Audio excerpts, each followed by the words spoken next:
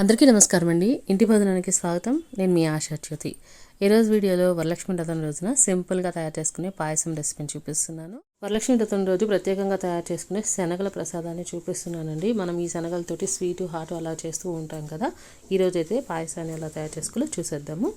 దీనికోసం ముందుగా ఒక మందపాటి గిన్నెని పెట్టుకొని 3 గ్లాసుల నీళ్ళు పోసుకొని మరిగించుకోండి.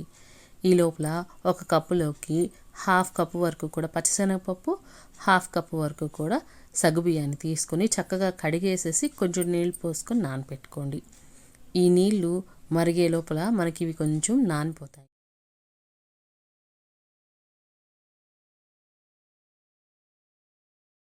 ఇక్కడ మీరు కేవలం శనగపప్పుతో కూడా ఈ పాయసాన్ని చేసుకోవచ్చు అండి.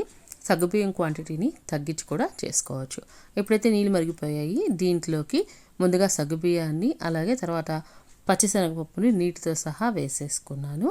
ఇవి ఇలాగా ఒక పావు గంట సేపు కనుక ఉడికినట్లయితే చక్కగా సగ్గుబియ్యం అనేది ఇలాగ ట్రాన్స్పరెంట్గా వస్తాయండి. అలాగే పచ్చిశనగపప్పు అనేది మనకి కొంచెం సాఫ్ట్గా అయిపోతుంది. ఈ పచ్చిశనగపప్పు అనేది మరీ మెత్తగా ఉడికిపోతే పాయసంలోకి చిక్కగా అయిపోతుందండి.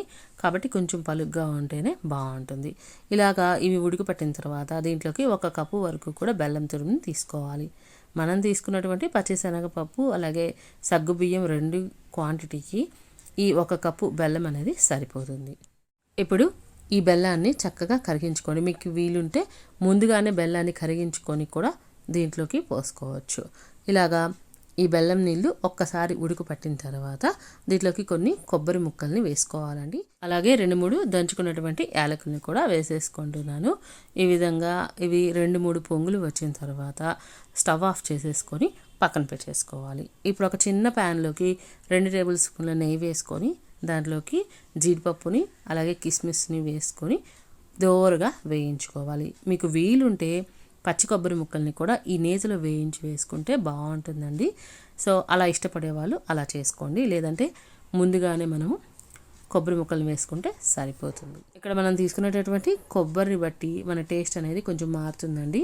అంటే ఎండు కొబ్బరికి ఒక టేస్టు అలాగే పచ్చి కొబ్బరితో ఇంకొక టేస్ట్ వస్తుంది. ఇప్పుడు ఇవి చక్కగా వేగిపోయాయి. వీటిని తీసి మనం పాయసంలోకి కలిపేసుకుంటున్నామండి.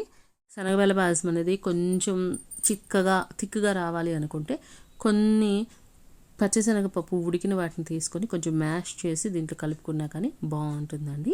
ఇప్పుడైతే 1/2 లీటర్ పాలని చక్కగా పొంగు వచ్చిన దాకా కాచుకున్నాను. తర్వాత వీటిని పక్కన పెట్టుకున్నటువంటి శనగబెళ్ళలోకి కలిపేసుకుంటున్నానండి. ఈ పాలన్నీ కూడా చక్కగా కలిసిపోయేటట్టుగా కలుపుకున్నట్లయితే మనకి పాయసం అనేది రెడీ అయిపోతుంది. అంతేనండి, ఎక్కువ టైం తీసుకోకుండా ఎక్కువ ప్రాసెస్ లేకుండా ఈజీగా చేసుకునేటటువంటి ఈ ప్రసాదం పాయసం అనేది తయారైపోతుంది. మరి మీరు కూడా నేను చెప్పిన ప్రాసెస్లో ఒకసారి ఈ శనగబెళ్ళ పాయసాన్ని తయారు చేసి చూడండి. ఎలా కుదిరిందో కమెంట్ సెక్షన్లో షేర్ చేసుకోండి. వీడియో నచ్చితే లైక్ చేసి మీ ఫ్రెండ్స్కి ఫ్యామిలీస్కి షేర్ చేయండి. ఇలాంటి రెసిపీస్ని ఈజీగా చేసుకోవడం కోసం ఇంటి భోజనం ఛానల్ని సబ్స్క్రైబ్ చేసుకోండి. Thank you for watching friends.